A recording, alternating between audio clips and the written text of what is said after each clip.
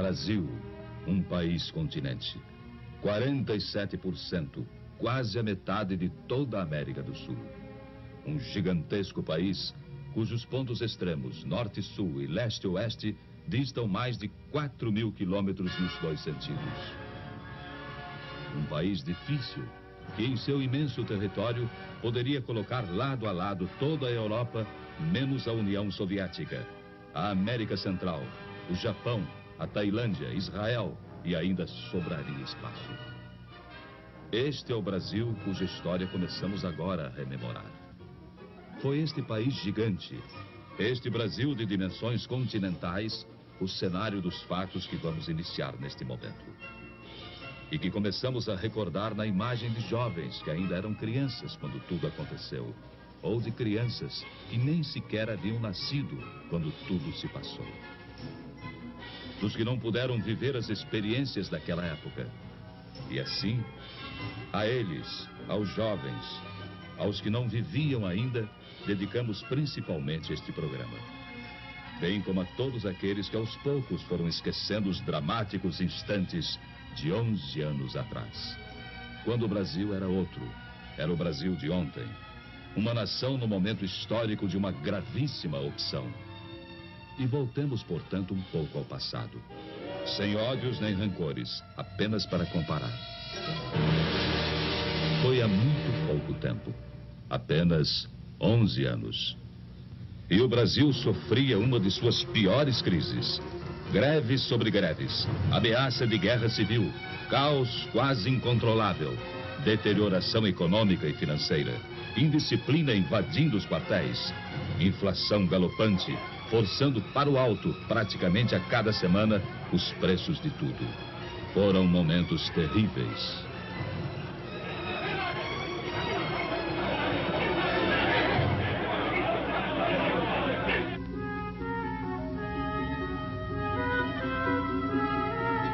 Naquela época, você podia ler a manchete de que era pedida a falência do Banco do Brasil. Eis uma daquelas manchetes. Hoje parece humor negro, diante desse gigante que é o Banco do Brasil, já se afirmando no mundo inteiro. Mas aconteceu. Os jovens de hoje, é certo, não se lembram disso. Eram crianças naquele tempo. Tempo de incertezas. O mundo num de seus melhores períodos de prosperidade. E o Brasil, uma triste presença entre as exceções. Apontado como devedor difícil, de chapéu na mão, mendigando apoio. Pedindo o reparcelamento de compromissos financeiros vencidos. Em situação de quase insolvência. E visto por sua importância no continente como um barril de pólvora, cuja explosão levaria também o caos às nações vizinhas. O Brasil é um país enfermo, dizia-se lá fora. Será uma nova Indochina. O gigante está de joelhos. Essa é a opinião corrente. Fazendo ainda mais triste a nossa imagem pelo mundo afora. Pois o que se dizia no exterior apenas retratava nossa real situação, sem saber como seria o dia de amanhã. Ao sabor de sucessivas crises, mergulhados num cotidiano de boataria e de incertezas. Foram tempos difíceis. Você se lembra? Você, chefe de família. Você que não era criança há 11 anos atrás. Vocês que viveram aquele tempo. Vocês se lembram? Ultimatos ao Congresso. Agitações de rua, insegurança, ameaças aos jornais, agravamento da crise econômica e financeira. Já então, total descontrole inflacionário. E tamanha desorganização, tamanho caos, em tudo deixava sua marca. A produção se desarticulava. Faltavam gêneros de primeira necessidade. Pedíamos de joelhos aos credores que esperassem por nós. Havia greves ao menor pretexto, filas para tudo. E, em última análise, quem sofria era o povo, que era levado às ruas para pedir, talvez nem ele mesmo soubesse o quê. Perplexo, sem ter para quem apelar. À espera de uma solução, fosse qual fosse. E por pior que fosse, melhor seria do que solução nenhuma. pois aos poucos o país ia resvalando para o impasse final. Você se lembra? Facções extremistas ameaçavam entrar em choque e não faziam segredo da posse de arsenais e depósitos clandestinos de munição. Era o caos irremediável que chegava a passos largos. E sobre o caos brotavam já o suborno e a corrupção. Estava se armando o cenário para o capítulo final do drama. Um drama de consequências imprevisíveis e que ninguém na época poderia dizer ao certo como iria terminar. Pelegos, agitadores, bajuladores e adesistas, aventureiros e por trás deles o comando vermelho dos comunistas. E até gente séria, idealista, mas iludida. Havia de tudo. Havia de tudo naquele imenso caldeirão fervente em que se transformava o Brasil. Você se lembra? Não se sabia ao certo quem estava mesmo à frente do país, quem dirigia os destinos da nação. Por isso, não podia haver comando, nem disciplina, nem ordem e nem progresso. E muitos donos se diziam os verdadeiros donos da situação. Foi há 11 anos atrás. Há apenas 11 anos. E hoje, ao documentar aquele passado ainda recente, uma pergunta chega a se impor. Como foi possível aguentar? Como o Brasil resistiu? Pense nisso. Você gostaria de voltar àqueles tempos? De experimentar as mesmas angústias? De sentir as mesmas incertezas e inseguranças? De voltar ao Brasil de ontem? De ler as mesmas manchetes e ver os mesmos espetáculos? A resposta fica com a consciência de cada um. Com a responsabilidade que todos têm diante de si mesmos e diante de todos os demais brasileiros. Março 1964. O drama brasileiro chegava ao auge. A indisciplina e a desordem acabaram por entrar nos quartéis. Desmoronava o princípio da hierarquia. E então via-se o país ameaçado de perder seu último ponto de apoio efetivo na manutenção da ordem pública. Dali em diante, nada mais que o caos absoluto, a desordem total, a violência sem freios nem medidas. E a todos se evidenciou que o Brasil caminhava para o pior. Caminhava para a guerra civil de consequências imprevisíveis. Foi há apenas 11 anos atrás. O peso do medo e da angústia já era insuportável. Falava-se em matar, em fuzilar, em destruir. A união de pelegos e comunistas afiava suas armas. E tudo indicava que nos próximos dias, ou nas próximas horas, brasileiros se lançariam contra brasileiros. No norte, no nordeste, no sul, nas cidades, no campo, em toda parte. Você se lembra? Era o Brasil de ontem. O Brasil de 11 anos atrás.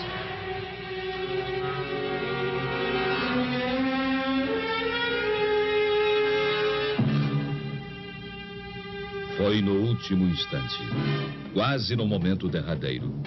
E quando o país estava à beira da guerra civil, quase em pleno caos, alguma coisa aconteceu. Era impossível continuar suportando tantos desmandos, tanta incompetência, tamanha anarquia.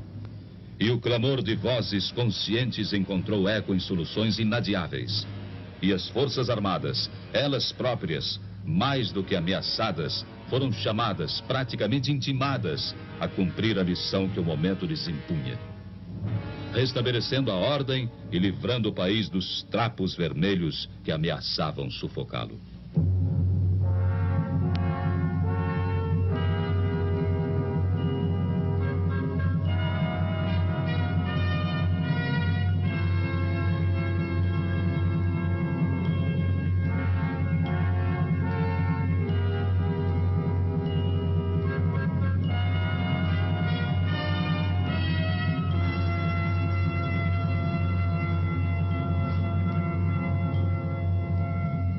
Abril de 1964. Tomava posse então o presidente Humberto de Alencar Castelo Branco. À sua frente uma tarefa enorme: normalizar a vida do país, recuperar-lhe as finanças e transpor o hiato havido nos anos anteriores. Um hiato de marasmo e paralisia, tudo isso sufocando o desenvolvimento brasileiro. Foram tempos difíceis. Castelo Branco assumira o posto diante de um quadro inflacionário inédito na história do Brasil. Até o final de 64, caso enérgicas medidas não tivessem sido tomadas, a inflação caminharia para mais de 100%. Seu período foi tipicamente de reconstrução. Restabeleceu a autoridade mesmo à custa de incompreensões de tantos companheiros dos idos de março. Tomou medidas no sentido da restauração do crédito externo do país. Lançou as bases do sistema de planejamentos globais em âmbito nacional e iniciou a retomada do progresso em seu governo. Criou-se o BNH, o Banco Nacional da Habitação. Era a ótica do desenvolvimento também no campo social sendo instaurada então. Defeituosa ainda, mas semente de um grande ideal popular. Nos últimos 10 anos, o BNH financiou cerca de 1 milhão de residências. Antes de sua criação, diversos governos haviam levado quase 30 anos para financiar pouco mais de 100 mil unidades residenciais. E Castelo Branco pôde deixar o governo dizendo: entrego ao meu sucessor um país organizado e em ordem.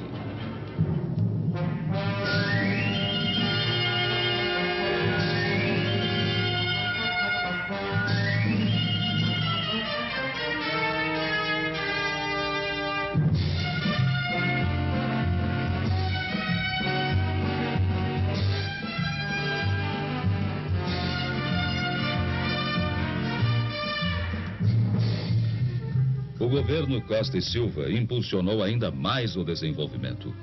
Foi assim iniciador da escalada de progresso dos anos mais recentes. Naquele período, o país avançou no sentido de consolidar sua posição internacional. Abriu e conquistou novos mercados. E no aspecto interno, os índices do desempenho econômico começaram a demonstrar a recuperação atingida. Simultaneamente, o processo inflacionário mais e mais se esvaziava. Diante desse panorama, tentou-se uma liberalização gradual do regime. Mas ainda não era tempo para isso. E estes jovens, quantos deles foram testemunhas de que o inimigo estava atento e voltava à carga, às vezes servindo-se deles mesmos? Badernas e arruaças voltaram às ruas, e com elas a insegurança e a intranquilidade. Felizmente, 1968 foi travado em tempo. Havia a firme determinação de não se cogitar sequer do risco de uma volta ao passado. Não se permitiria que aqueles anos de recuperação e sacrifício, e de grande sacrifício do próprio povo, fossem desperdiçados. Ficou o saldo negativo. A interrupção de um diálogo que poderia ter frutificado. Um diálogo nem sempre atendido pelos que ainda não se haviam convencido de que o Brasil de 68 não era mais o Brasil de ontem. E em 69, Emílio Garrastazu Médici, presidente. Nova etapa de grandes realizações. E como nunca, o Brasil experimentou o ritmo acelerado do desenvolvimento. Partimos para grandes desafios. Entre eles a conquista da Amazônia, até então praticamente intocada, embora muito falada na voz dos demagogos. Foi lançado o Plano de Integração Nacional.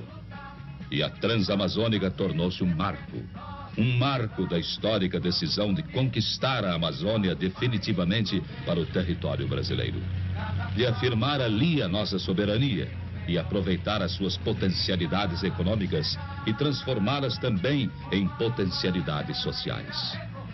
Transamazônica, as 200 milhas de mar territorial, o Proterra, o PIS e o PASEP na área social, criando instrumentos financeiros de complementação do patrimônio de trabalhadores e funcionários. No governo Médici, lançou-se o primeiro Plano Nacional de Desenvolvimento. Suas metas foram quase todas superadas. E aquele primeiro plano encontra agora sequência no segundo Plano Nacional de Desenvolvimento. Isto demonstra a continuidade de objetivos de desenvolvimento entre os governos da Revolução. Continuidade, sim, mas continuismo, nunca. Continuidade de propósitos, mas jamais continuismo de pessoas ou lideranças carismáticas. Cada presidente da Revolução, em períodos certos, passando a outras mãos o bastão de comando. E veio a posse de Ernesto Geisel, o quarto presidente brasileiro desde os idos de 64. Ao lançar o segundo Plano Nacional de Desenvolvimento, seu governo deixou clara a preocupação social dos objetivos visados. Entre eles, a mais justa redistribuição da renda entre os brasileiros, o fortalecimento da agricultura e da pecuária, bases indispensáveis à manutenção do dinamismo econômico, e na criação da tecnologia nacional, um desafio a ser vencido. E o alargamento do mercado interno se alinha entre as outras prioridades básicas. Prioridades como energia, desenvolvimento nuclear, pois falta ainda muito, mas muito mesmo a fazer no Brasil. E é preciso que o que falta seja realizado no menor prazo possível.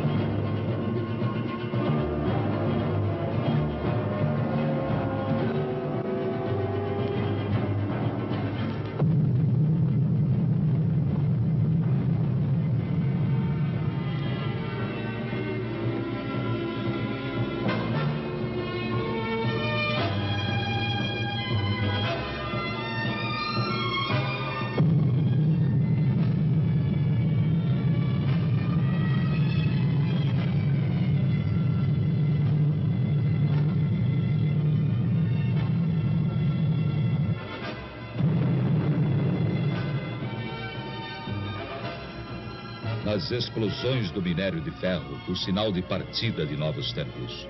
Do Brasil de hoje e do Brasil de amanhã. Tempos que deverão se afirmar cada vez mais, no sentido de que cada vez mais o Brasil seja mais justo com todos os seus filhos, mais igual, mais distributivo.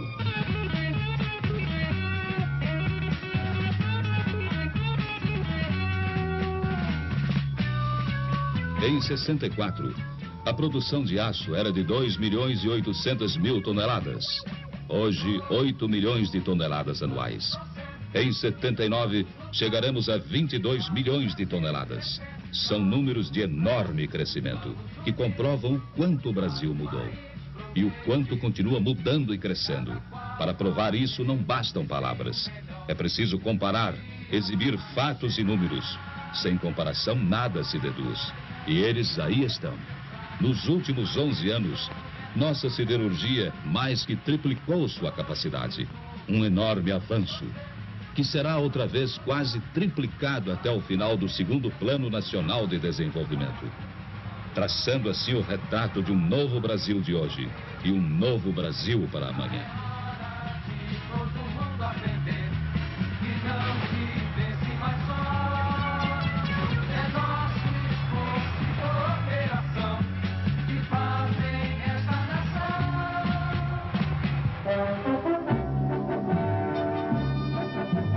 Há apenas 11 anos, nossa potência instalada era de 6.800.000 quilowatts. 74, 17 milhões. E até 1980, no final desta década, chegaremos aos 28 milhões de quilowatts. Sem energia não há desenvolvimento. Por isso o Brasil acelera a construção de grandes centrais hidrelétricas. E aí está, na imagem que se segue, Urubupungá, o maior empreendimento do gênero no país e um dos 6 maiores em todo o mundo. Na fronteira de São Paulo com Mato Grosso, o complexo hidrelétrico de Urubupungá é formado por 2 grandes usinas. Uma delas, Jupiá, a outra, Ilha Solteira. Ambas represam as águas do Rio Paraná. E sua potência instalada final irá a quase 5 milhões de quilowatts. Ainda no mesmo rio, o Brasil e o Paraguai iniciarão em breve as obras da maior hidrelétrica de todo o mundo, a usina de Itaipu, no gigantismo de uma capacidade instalada entre 10 e 12 milhões de quilowatts. São números do Brasil de hoje e do Brasil de amanhã. Um país que busca também, no átomo, fontes de energia para uma crescente demanda futura. Em Angra dos Reis, estado do Rio de Janeiro, estamos construindo nossa primeira usina nuclear. Mais 2 serão lá instaladas. E outras a seguir virão se incorporar ao parque energético do país. Pois não demorará muito e o consumo de energia terá esgotado a capacidade de suprimento hidrelétrico. Assim, a médio e longo prazos, a alternativa é o átomo. E até o ano 2000, grande parte da energia consumida no Brasil será de origem nuclear.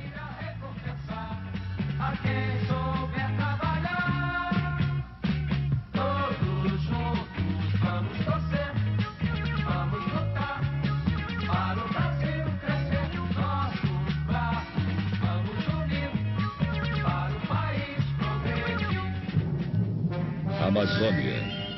Ela representa 59%, ou seja, mais da metade do nosso território. Era preciso incorporá-la definitivamente ao Brasil.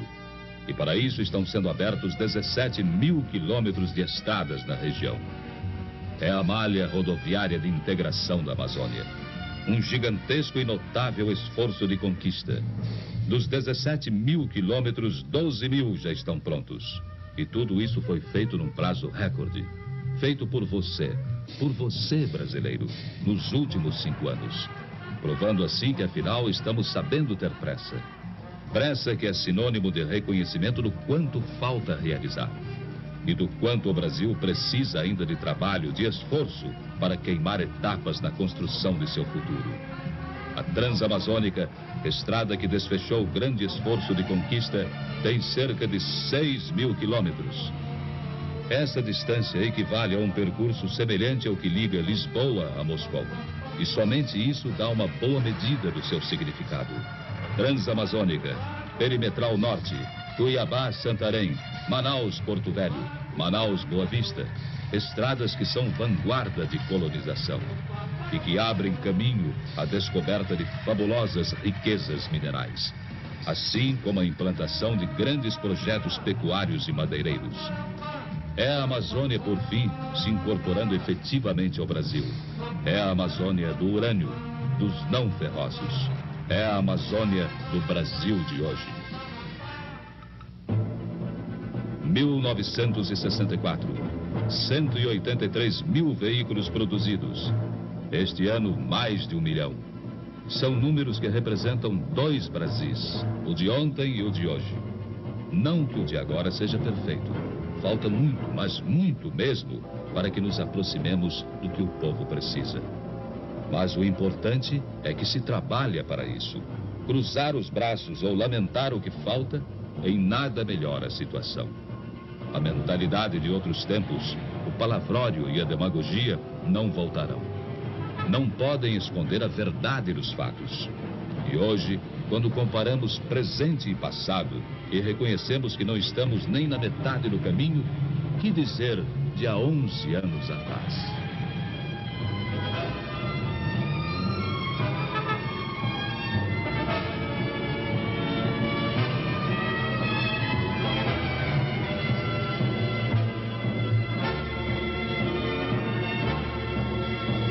...17 mil quilômetros de estradas pavimentadas em 64. Hoje, 5 vezes mais, 80 mil quilômetros. E até 79, estaremos ultrapassando 100 mil quilômetros. Você se lembra? Hoje, é possível percorrer quase todo o Brasil sobre asfalto. E ontem? Do extremo sul ao nordeste, do nordeste a Brasília, pelo litoral e pelo centro do país. Mais alguns meses... E a última capital brasileira, ainda não atingida, verá o antigo sonho realizado. E com a inauguração da Manaus-Porto Velho, seu isolamento terá fim. Estará chegando a Manaus a primeira estrada, uma estrada asfaltada. Uma fita negra de esperança cortando a Amazônia e ligando Manaus ao Brasil. E recuperamos as ferrovias, agora prioridade número 1 na política de transportes. Muito breve, a nova ligação São Paulo-Belo Horizonte verá suas obras iniciadas. Surgirá assim a Ferrovia do Minério, eletrificada de ponta a ponta, colocando nosso país entre aqueles que possuem traçados ferroviários de primeira categoria.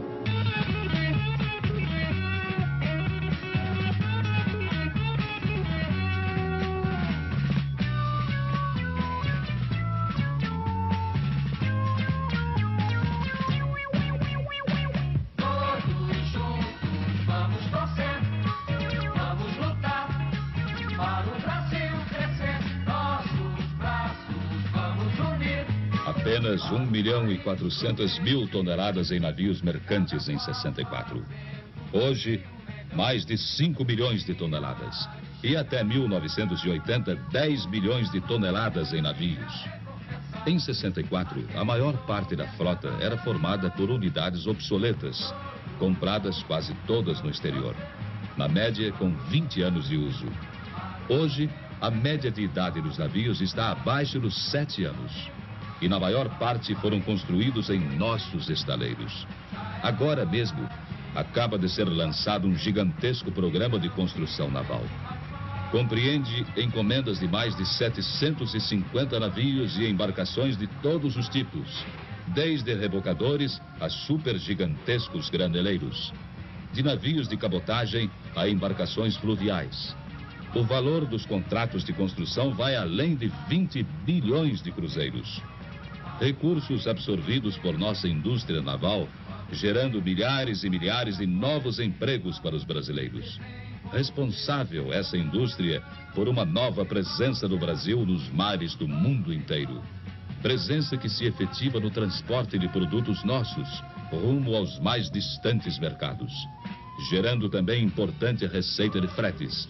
Receita que antes, quando falavam os falsos nacionalistas, era absorvida na quase totalidade pelos armadores estrangeiros.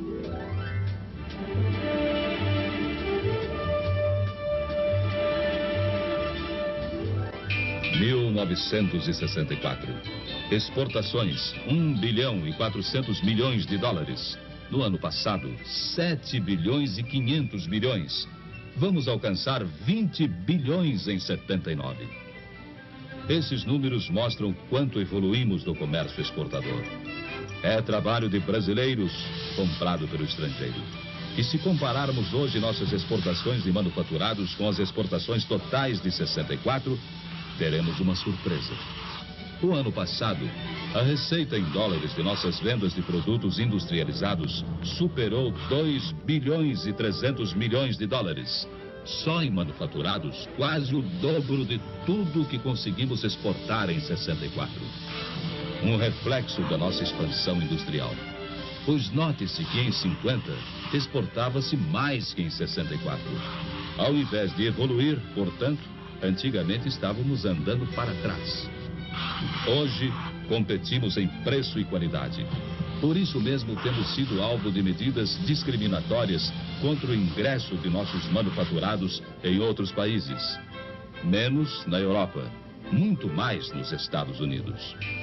Mas hoje temos altivez, dignidade, brasilidade, coragem e competência para enfrentar os que pretendem intimidar o nosso desenvolvimento. Temos agilidade para isso, abrindo o leque dos clientes, não importando a ideologia dos compradores. Usando o poder de barganha que o próprio mercado brasileiro, tão cobiçado lá fora, agora nos oferece. É o Brasil, um novo Brasil, o Brasil de hoje. Um Brasil que você só pode ter ideia do que ele representa, embora tanto falte fazer, se você se recordar do passado que ficou lá atrás. Há 11 anos atrás, o nosso produto interno bruto era quase ridículo, 20 bilhões de dólares. Saltamos para 80 bilhões em 75. Chegaremos aos 125 bilhões em 79, quando estiver cumprida a etapa do segundo Plano Nacional de Desenvolvimento. O produto interno bruto é o retrato do que se produz no país. Daí a sua importância como forma de avaliação. Avaliação que corresponde a um diagnóstico nem sempre agradável. Mas daqui por diante, nas duas últimas partes deste documento, preparem-se para ver e ouvir também coisas não muito agradáveis. Infelizmente, verdadeiras ainda. Pois este documento sincero, honesto, produto de pesquisa, é o documento de um país que se renova e que por isso não teme a verdade. Em 64, crescíamos apenas no produto interno bruto em 2,9%. Em 74, 10% de expansão no produto interno bruto.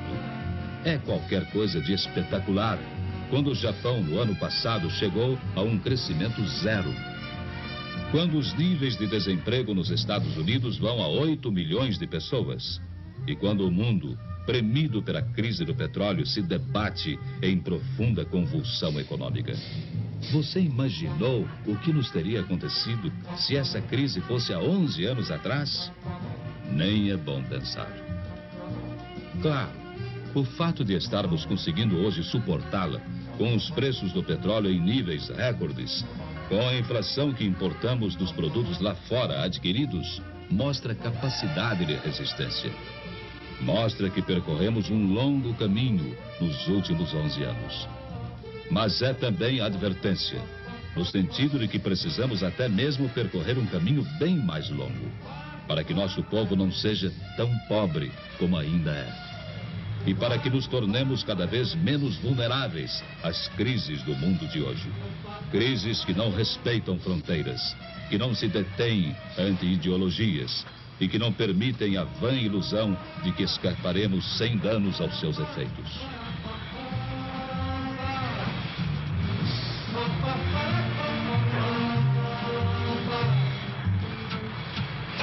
Lá fora, no estrangeiro, temos sido motivo de admiração e confiança. Manchetes destacam o nosso avanço econômico. Há 11 anos passados, havia também manchetes. Mas, você se lembra? Elas falavam não de um Brasil que realiza, mas de um Brasil enfermo, doente. Falavam do gigante de joelhos. Hoje, boas e más notícias nos chegam instantaneamente de todo o mundo. E o Brasil está internamente coberto por micro-ondas. Deixou no passado de apenas 11 anos sua condição de país ilhado em mutismo, cego, surdo, mudo, que falava, mas precariamente com o mundo, e que mal podia se comunicar dentro de seu próprio território.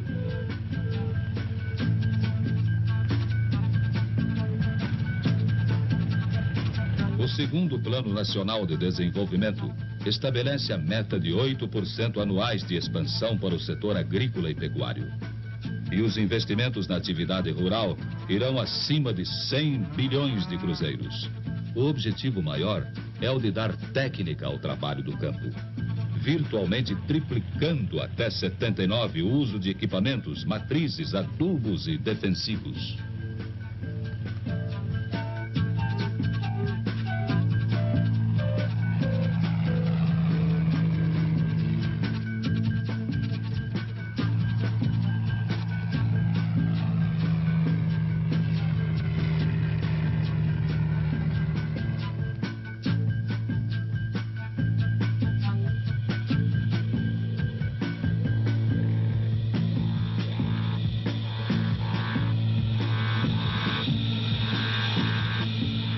O segundo Plano Nacional de Desenvolvimento para o período 75-79 vai mobilizar investimentos num volume inédito. Atentem para o gigantismo destes números. 1,750 bilhões de cruzeiros. A maior parte destinada diretamente ao homem, a você, a todos nós. Em educação, saúde pública, assistência médica, saneamento, nutrição, trabalho e treinamento profissional, serão aplicados 267 bilhões de cruzeiros. Em habitação, previdência, PIS e PASEP, 384 bilhões. E no desenvolvimento social urbano, 110 bilhões. Total, quase 800 bilhões de cruzeiros, bem próximo da metade das inversões programadas pelo segundo Plano Nacional de Desenvolvimento. Agora, a maior entre todas as prioridades está na elevação do status do homem brasileiro, para que ele tenha mais saúde, bem-estar, nível de vida e possa assim melhorar, participando do enorme esforço de construção de um grande país. Se dividíssemos o bolo da renda nacional, o produto interno bruto, cada brasileiro teria em 64, teoricamente é lógico, 240 dólares. Essa divisão teórica nos daria hoje 750 dólares. E o objetivo é fazer com que vá além de 1.000 dólares em 79. Muito pouco ainda, mas alguma coisa comparando com o passado. O segundo Plano Nacional de Desenvolvimento dá especial destaque à participação do homem brasileiro na riqueza nacional. Enfatiza a necessidade de melhorar a qualquer preço a distribuição da renda. E não aceita as teses de que primeiro é preciso criar riqueza para depois distribuí-la. Ao contrário, defende a distribuição simultânea ao crescimento econômico e sem prejuízo deste. E há à frente de tudo isso a determinação incisiva de tentar por todos os meios acabar com as distorções que vêm se acumulando na questão da renda.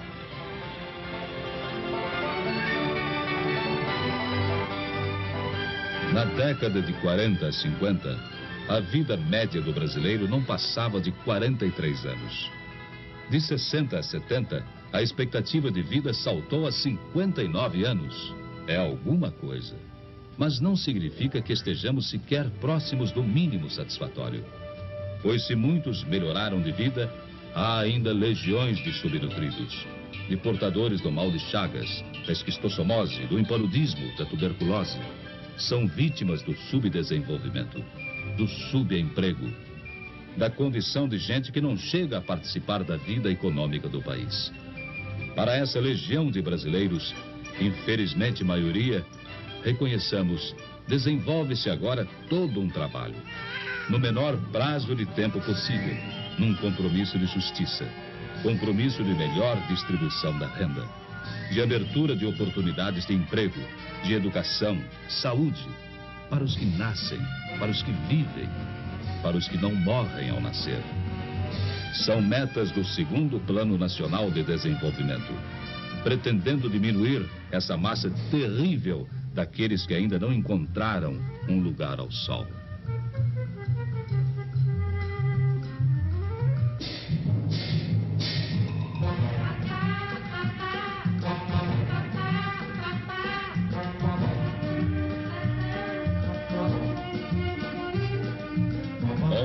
$11.500.000 estudantes no primeiro e segundo graus de ensino e na universidade. São números de 64. 21 milhões agora. E em 79, a previsão é de 27.500.000. Até lá também, o Programa de Desenvolvimento Científico e Tecnológico vai receber verbas inéditas. E assim, estaremos criando know-how nosso em inúmeras áreas indispensáveis ao desenvolvimento. O investimento em educação e tecnologia tem um retorno veloz e inestimável na aceleração do desenvolvimento. Cria-se com isso um poderoso fator de realimentação do progresso, o que vale dizer e definir como sendo um círculo virtuoso, virtuoso mesmo. Mais educação, mais tecnologia, igual a mais progresso, maior atividade econômica, mais empregos e maior bem-estar.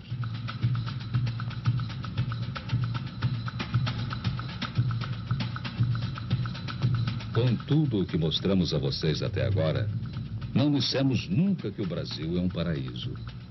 Temos muito o que corrigir e assumimos essa verdade, com a consciência de quem sabe como são graves os problemas. O que se fez nestes 11 anos responde pelo que se pode fazer daqui por diante. Por brasileiros como estes, que vivem nesse tipo de habitação que a todos nós deve envergonhar, cujo direito a uma vida melhor preocupa de fato a todos nós, porque somos todos responsáveis. Por isso, quase metade dos investimentos do segundo Plano Nacional de Desenvolvimento visa a elevação do homem brasileiro. Há 11 anos atrás, cerca de 40% de nossa população acima dos 15 anos de idade era de analfabetos. Hoje, esse percentual caiu à metade, ficando em torno de 20%. E até 1980, a meta é erradicar o analfabetismo. Outra meta do segundo Plano Nacional de Desenvolvimento pretende levar treinamento especializado a cerca de 400.000 trabalhadores anualmente. E treinamento especializado equivale à melhor posição profissional. No período 75-79, o segundo PND estimou um aumento da oferta de trabalho a taxas de 3,5% ao ano. Até lá, 6.600.000 novos empregos serão criados em todos os setores. Mas precisamos acelerar ainda mais o passo, para que um número cada vez menor de brasileiros como esses sofra as agruras da miséria, dos desníveis regionais, das endemias, da subnutrição. Pense nisso, como todos estamos pensando, para que a gente nossa não viva mais assim. Basta prosseguir, acreditar, para que esta obra de gerações se torne o mais rápido possível realidade pela renovação.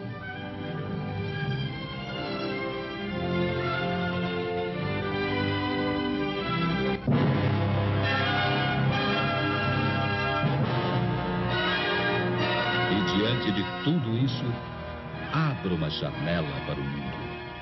Debruce-se nela. Olhe lá fora, em torno de você. Porque abrindo uma janela para o mundo, é que você pode, pela comparação, sentir que todos os dramas que vivemos, sentir que tudo aquilo contra o que protestamos, sentir que, de fato, se este país ainda tem tanto por fazer, é preciso que se faça alguma coisa para acreditar no que falta diante do que se fez. Na violência que impera lá fora, em tudo aquilo que se pratica contra a dignidade da pessoa humana, nas minorias treinadas, preparadas, determinadas a liquidar as maiorias, iludindo-as com uma falsa ideologia, acreditemos em nós um pouco e pensemos: ai de nós se essa violência aqui imperasse. Ai de nós se o ódio se transformasse de fato na motivação de vida, para não dizer de morte, dos brasileiros. E em meio a tudo que se passa lá fora, na janela em que você deve se debruçar, pense duas vezes. Pense bem.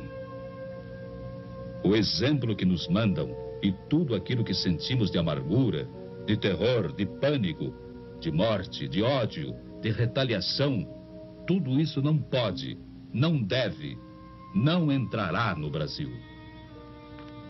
Já é alguma coisa. Para que possamos, com a nossa ordem, com a nossa paz, com a nossa dignidade, evitar que daqui para fora alguém de lá possa olhar para nós como nós olhamos para lá. É assim, brasileiros, que neste depoimento verdade, queremos que você veja que se nosso país ainda não é o paraíso que desejávamos, Deus nos livre de vir a ser o inferno que lá de fora nos mostram em todos os setores do mundo.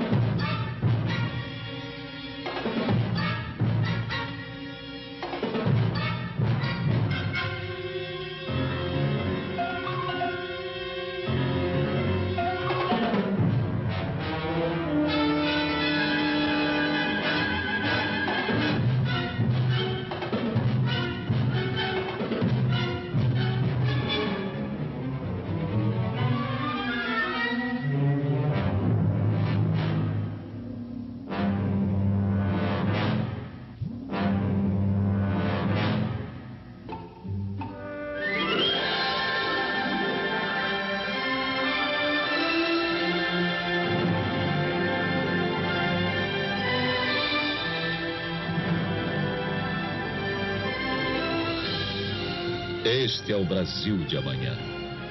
Este é um Brasil diferente daquilo que vem lá de fora.